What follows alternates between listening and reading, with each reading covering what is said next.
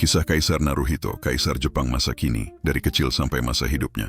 Di pagi yang teduh pada tanggal 13 Februari tahun 1960, di Istana Kekaisaran Tokyo, lahirlah seorang bayi laki-laki yang kelak menjadi lambang harapan baru bagi bangsa Jepang.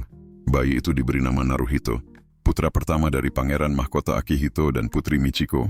Tangisnya yang lembut disambut dengan rasa syukur yang mendalam, sebab ia menjadi pewaris takhta krisantem yang paling tua di dunia.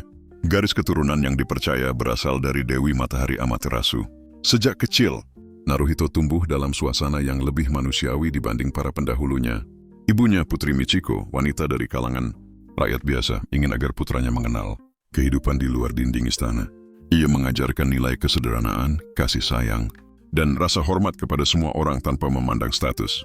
Ayahnya, Pangeran Akihito, menanamkan rasa tanggung jawab dan cinta terhadap negeri dari kedua orang tuanya. Naruhito mewarisi keseimbangan antara tradisi dan modernitas, antara kebangsawanan dan kemanusiaan, masa kecil dan pendidikan. Sejak usia dini, Naruhito menunjukkan rasa ingin tahu yang besar terhadap dunia. Ia sering berdiri di jendela istana, memandangi langit Tokyo yang penuh pesawat dan gedung, bertanya kepada ibunya tentang kehidupan di luar sana. Ketika usianya baru 5 tahun, ia masuk ke Gakushouin Elementary School, sekolah tradisional yang biasa didatangi anak-anak bangsawan Jepang. Namun di sana Naruhito tidak ingin diperlakukan istimewa. Ia berbaur dengan teman-temannya, belajar dan bermain seperti anak-anak lainnya.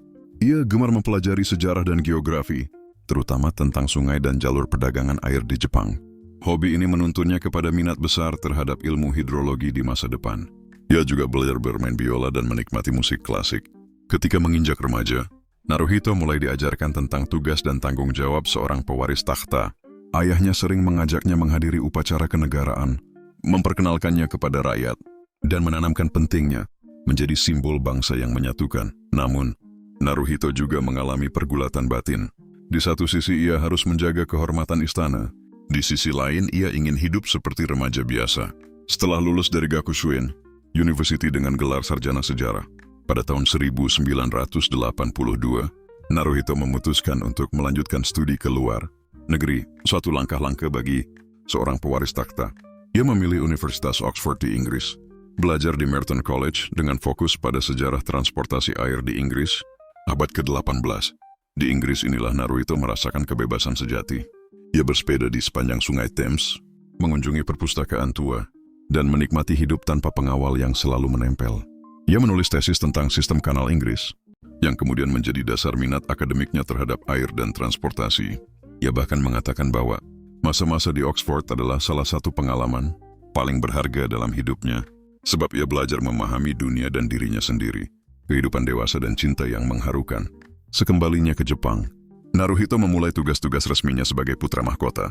Ia menghadiri upacara kenegaraan, menyapa rakyat, dan belajar protokol istana. Namun di balik gemerlap itu, Naruhito masih mencari sesuatu yang lebih pribadi, cinta sejati. Pada tahun 1986,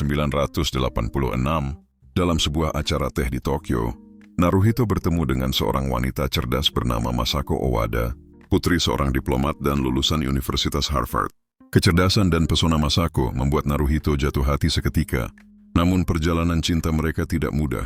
Masako awalnya menolak lamaran sang pangeran, karena ia khawatir kehidupan istana akan membatasi kebebasannya. Naruhito tidak menyerah. Ia menunggu bertahun-tahun, dan dengan ketulusan luar biasa ia berkata kepadanya, "Aku akan melindungimu selama hidupku, dengan segenap kemampuan yang kumiliki." Kata-kata itu akhirnya meluluhkan hati Masako, dan pada tahun 1993, mereka menikah dalam upacara megah namun penuh kesederhanaan di Istana Kekaisaran Tokyo. Pasangan itu dikaruniai seorang putri, Aiko, pada tahun 2001. Naruhito dikenal sebagai ayah yang penuh kasih, yang selalu berusaha mendidik putrinya dengan nilai kebajikan, ketulusan dan tanggung jawab sosial, menjadi Kaisar Jepang. Setelah Kaisar Akihito secara sukarela turun takhta pada tahun 2019, sesuatu yang tidak pernah terjadi. Selama 2 abad lebih, Naruhito naik takhta sebagai Kaisar Jepang ke-126 pada tanggal 1 Mei tahun itu. Penobatannya menandai dimulainya era Reiwa, yang berarti harmoni yang indah. Dalam pidato perdananya, Naruhito menyatakan bahwa ia akan berdiri bersama rakyat, menunaikan tugas sebagai simbol negara dan persatuan bangsa dengan seluruh hati. Sejak menjadi kaisar, Naruhito berusaha menghadirkan citra kekaisaran yang lebih dekat dan hangat kepada rakyat. Ia dan Permaisuri Masako sering menghadiri kegiatan sosial, mendukung penelitian lingkungan, dan menaruh perhatian khusus terhadap masalah air bersih, tema yang menjadi minat akademiknya sejak muda. Ia menjadi suara moral dalam isu perubahan iklim, perdamaian dunia, dan kesejahteraan manusia.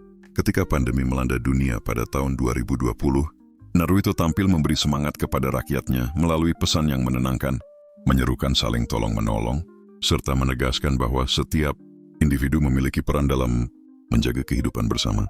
Kepribadian dan warisan hidupnya. Kaisar Naruhito dikenal lembut, rendah hati, dan berpandangan luas.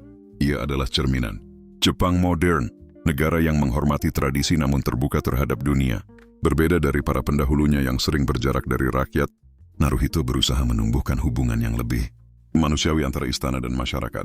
Ia mendukung inisiatif budaya, seni, dan pendidikan, menghadiri forum internasional mengenai air dan lingkungan, serta menjaga keharmonisan antara agama Shinto, budaya tradisional, dan kehidupan modern.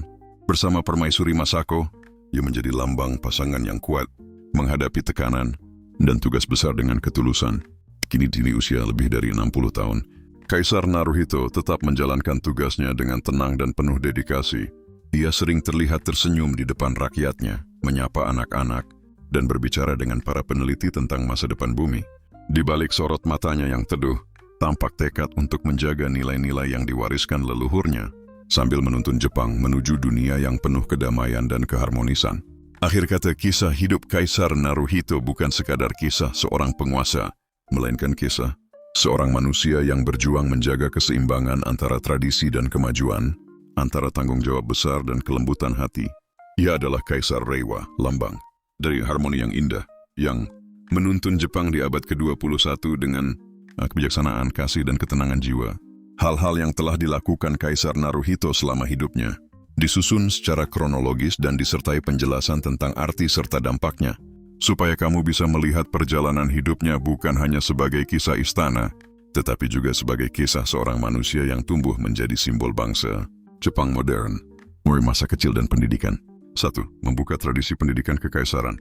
Sejak kecil, Naruhito menempuh pendidikan di sekolah umum elit Gakushuin, bukan hanya di lingkungan istana. Hal ini menunjukkan awal perubahan dalam sistem kekaisaran yang lebih dekat dengan rakyat dan lebih terbuka pada dunia luar.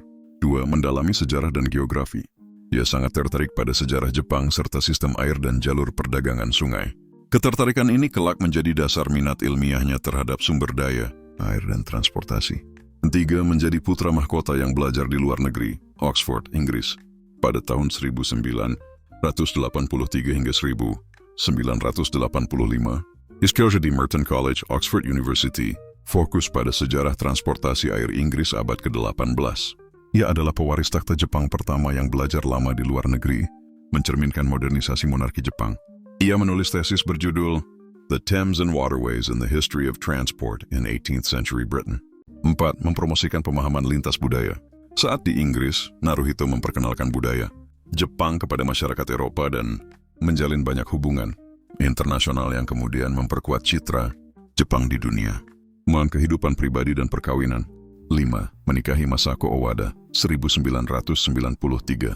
Ia memperjuangkan cintanya selama bertahun-tahun hingga berhasil menikahi Masako, seorang diplomat wanita lulusan Harvard dan Oxford. Pernikahan ini menjadi simbol keterbukaan, kekaisaran terhadap perempuan modern dan terdidik dari kalangan non-bangsawan. Nan menjadi ayah dari putri Aiko, 2001. Ia aktif berperan dalam pengasuhan Aiko, mendorong pendidikan dan kedisiplinan tanpa kehilangan kasih sayang. Peran ayah yang lembut ini menjadikan Naruhito contoh bagi para ayah Jepang di era modern yang lebih hangat dan peduli. Sebagai putra mahkota, 2019. 7. Melaksanakan tugas resmi kekaisaran. Selama 30 tahun sebagai putra mahkota, Naruhito menghadiri berbagai upacara, mewakili Jepang dalam acara kenegaraan, dan menyampaikan pesan perdamaian di berbagai forum internasional. 8. Menjadi juru bicara perdamaian dan diplomasi. Ia sering mengingatkan pentingnya belajar dari masa lalu perang dan menjaga perdamaian dunia. Dalam banyak pidatonya, ia menggarisbawahi pentingnya humanity, bukan kekuasaan. 9. Mendalami dan mempromosikan isu air dunia. Ia menjadi anggota kehormatan World Water Forum dan aktif dalam World Water Council. Ia menulis buku dan esai tentang pentingnya air bersih bagi kehidupan manusia. Ia mengangkat tema air dan manusia dalam berbagai konferensi internasional, menjadikannya tokoh lingkungan dalam lingkup moral dan akademik. 10. Menghadirkan citra kekaisaran yang lebih manusiawi. Bersama ayah dan ibunya, Akihito dan Michiko, Naruhito membantu membentuk wajah kekaisaran yang lebih dekat dengan rakyat, tanpa jarak, penuh empati, dan tidak kaku dalam protokol. Sebagai kaisar Jepang, sejak tahun 2019, 11 menjadi Kaisar Reiwa pertama, mulai 1 Mei 2019, setelah Kaisar Akihito turun takhta secara sukarela, Naruhito naik takhta dan membuka era baru, era Reiwa, yang berarti harmoni yang indah. Ia menjadi kaisar Jepang pertama yang naik takhta karena abdikasi ayahnya dalam lebih dari 2 abad terakhir. 12. Menegaskan peran moral dan simbolik kekaisaran. Dalam pidato penobatannya, ia berjanji untuk selalu bersama rakyat dan menjalankan tugasnya sebagai simbol negara dengan sepenuh hati. Ia menekankan bahwa kaisar bukan penguasa politik, tetapi lambang kesatuan dan kedamaian. 13. Mendukung kesehatan mental Permaisuri Masako. Naruhito secara terbuka melindungi istrinya yang mengalami tekanan akibat kehidupan istana. Ia menjadi suami yang penuh pengertian, menegaskan pentingnya kesejahteraan keluarga bahkan di tengah tugas kenegaraan. 14. Menangani krisis nasional secara simbolik dan moral. Selama pandemi COVID-19, Naruhito menyampaikan pesan empati kepada rakyat Jepang, menegaskan nilai saling membantu dan ketabahan. Ia mengunjungi daerah-daerah terdampak bencana, seperti gempa dan banjir, memberi penghiburan langsung kepada korban. 15. Mempromosikan pelestarian lingkungan dan air. Ia sering hadir dalam forum-forum global tentang air bersih dan iklim, berbicara tentang pentingnya keberlanjutan dan tanggung jawab antar generasi. Ia menulis pidato-pidato penting mengenai climate resilience, ketahanan iklim, dan konservasi sumber daya air dunia. 16. Menjaga hubungan internasional Jepang. Naruhito dan Permaisuri Masako melakukan kunjungan diplomatik ke negara-negara sahabat, termasuk Inggris pada tahun 2023 untuk menghadiri penobatan Raja Charles III. Keduanya mewakili Jepang sebagai wajah modern yang elegan dan bersahaja. 17. Menjadi lambang Jepang modern. Kaisar Naruhito menampilkan wajah kekaisaran yang sederhana, empatik dan bersahabat. Ia jarang berbicara politik, namun tindakannya mencerminkan nilai universal, perdamaian, cinta lingkungan, dan kemanusiaan, peninggalan dan makna hidupnya. Membangun monarki moral bukan kekuasaan. Ia melanjutkan warisan ayahnya, menjadikan kekaisaran Jepang simbol moral yang melindungi rakyat, bukan menguasai mereka. Menjadi jembatan antara masa lalu dan masa depan. Ia menjaga tradisi Shinto dan adat kekaisaran, sambil membuka diri terhadap modernitas, pendidikan global, dan kesetaraan gender. Menginspirasi generasi muda Jepang, dengan gaya hidupnya yang sederhana, senyumnya yang lembut, dan cintanya terhadap ilmu pengetahuan. Ia memberi contoh bahwa kekuatan sejati bukan pada kekuasaan, tetapi pada kebijaksanaan dan kebaikan hati. Kesimpulan, sepanjang hidupnya Kaisar Naruhito telah mempromosikan pendidikan dan ilmu pengetahuan, menjadi simbol perdamaian dan lingkungan, menjalin hubungan internasional Jepang dengan cara lembut, menunjukkan wajah baru monarki yang manusiawi dan penuh kasih. Ia bukan hanya seorang kaisar, tetapi juga seorang ilmuwan, suami yang setia, ayah yang lembut, dan simbol moral dunia modern. Era Reiwa yang ia pimpin adalah cerminan dari dirinya sendiri. Era harmoni yang indah, lembut, dan penuh makna.